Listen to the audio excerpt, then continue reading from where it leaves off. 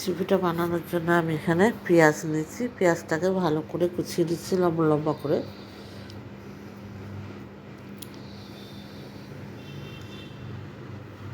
আমি এখানে 1.5 খানা মতো পেঁয়াজ নিয়েছি। 1.5 খানা পেঁয়াজ আমি ভালো করে কুচিয়ে নিয়েছি লম্বা লম্বা করে।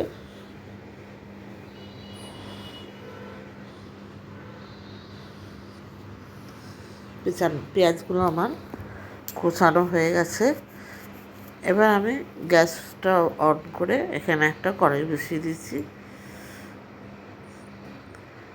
দিয়ে কড়াইটা একটু কালো জিরে দিয়েছিলাম আর দিয়ে দিলাম পেঁয়াজ কুচানোটা।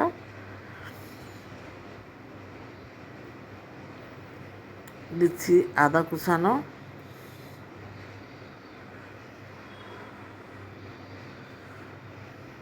আর দিয়ে দিলাম কয়েক কোয়া রসুন, প্রায় 6-7 কোয়া রসুন দিয়ে এটাকে ভালো করে আমি নেড়ে ছেড়ে ভাজবো। আর দিয়ে দিলাম কাঁচা লঙ্কা আর পাকা লঙ্কা কিছু। আপনাদের পাকা লঙ্কা না থাকলে শুকনো লঙ্কা দিয়েও করতে পারেন।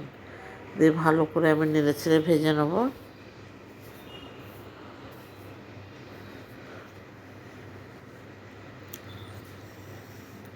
নতুন বন্ধু যদি কেউ থেকে থাকেন আমার চ্যানেলে, তাহলে আমি অনুরোধ করবো আমার চ্যানেলটাকে সাবস্ক্রাইব করার জন্য। আর পাশে থাকা বেল আইকনটা ওটি অবশ্যই প্রেস করবেন, কারণ আমি যখন কোনো ভিডিও আপলোড করব সবার প্রথমে আপনাদের কাছে পৌঁছায়। আর যারা আমার চ্যানেলটাকে অলরেডি সাবস্ক্রাইব করে রেখেছেন তাদেরকে অসংখ্য ধন্যবাদ। আর পুরনো বন্ধু থেকে থাকলেও তাদেরকেও অসংখ্য ধন্যবাদ। ফেসবুক পেজ থেকে দেখলে আমার ভিডিওটা আমার পেজটা ফলো করার অনুরোধ রইল। এবার আমি কতগুলো চিংড়ি মাছের মাথা নিয়েছিলাম, নিয়ে মাছগুলোকে ভালো করে মাথাটাকে ছাড়িয়ে ভালো করে ধুয়ে নিয়েছি। কারণ চিংড়ি মাছটাকে ভালো করে ধোবেন, চিংড়ি মাছের মাথায় অনেক নোংরা থাকে এবং বালিও থাকে, সেই জন্য এটাকে ভালো করে ধুয়ে নেবেন। আমি ধুয়ে নিয়েছি আর খোসাটাকে আমি বাদ দিয়ে দিয়েছি। দিয়ে চিংড়ি মাছের মাথা, কাঁচা লঙ্কা, শুকনো লঙ্কা, রসুন, আদা, পেঁয়াজ সব দিয়ে আমি এটাকে ভেজে নিচ্ছি। স্বাদ মতো অল্প একটু লবণ দিলাম, হলুদ দিয়ে দিলাম 1/2 চা চামচের মতো। দিয়ে ভালো করে আমি নেড়ে নিচ্ছি। লবণের পরিমাণটা আপনারা আপনাদের মতো করে দিয়ে নেবেন।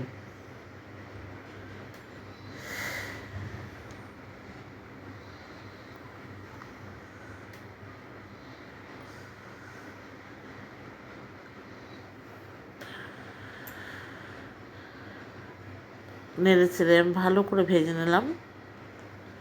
ভাজা হয়ে গেছে দেখুন বন্ধুরা। এবার আমি এটাকে একটা মিক্সচার বাউলের মধ্যে দিয়ে দেবো।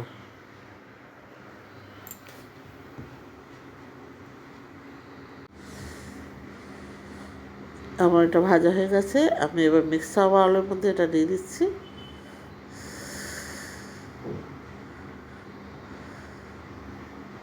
আর আমি আর 1/2 খানা কাঁচা পেঁয়াজ এখানে দিলাম। দিয়ে ভালো করে এটা একটা পেস্ট বানিয়ে নেবো। এবার ওই একই কড়াইতে আমি আবার একটু তেল দিয়ে দিচ্ছি।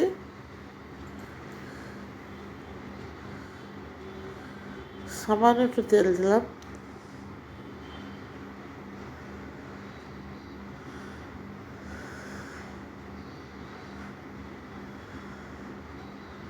আর দিয়ে দিলাম আবার একটু কালো জিরে। দিয়ে এবার এই পেস্টটা আমি দিয়ে দিচ্ছি এখানে। তেলের মধ্যে পেস্টটা দিয়ে দিলাম। দিয়ে ভালো করে আমি নেড়ে ছেড়ে যতক্ষণ না এটা ড্রাই হচ্ছে ততক্ষণ ধরে ভাজবো।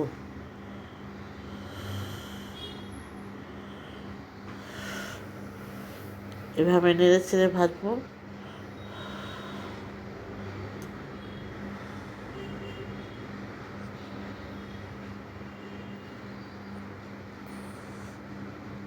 ভিডিওটি ভালো লাগলে ভিডিও শেষে লাইক, শেয়ার, কমেন্টস করতে ভুলবেন না, কারণ আপনাদের লাইক শেয়ারে আমি উৎসাহিত হব হলে আরও নিত্য নতুন ভিডিও বানাবো।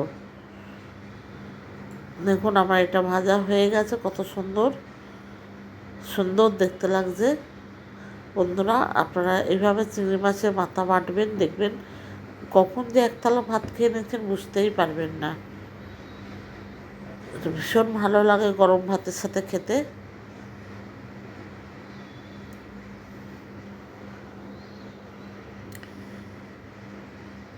দেখুন কখন বুঝবেন যে ভাজা হয়ে গেছে, যতক্ষণ কড়ার থেকে ছেড়ে যাচ্ছে।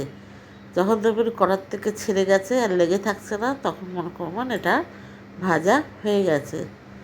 এবার এটা হয়ে গেছে, এবার আমি একটা পাত্রে নামিয়ে নেব। দেখুন বন্ধুরা কত সুন্দর হয়েছে। আশা করছি ভিডিওটা ভালো লেগেছে। তাহলে একটা লাইক, শেয়ার, কমেন্টস করে দেবেন, এটা অনুরোধ রইল।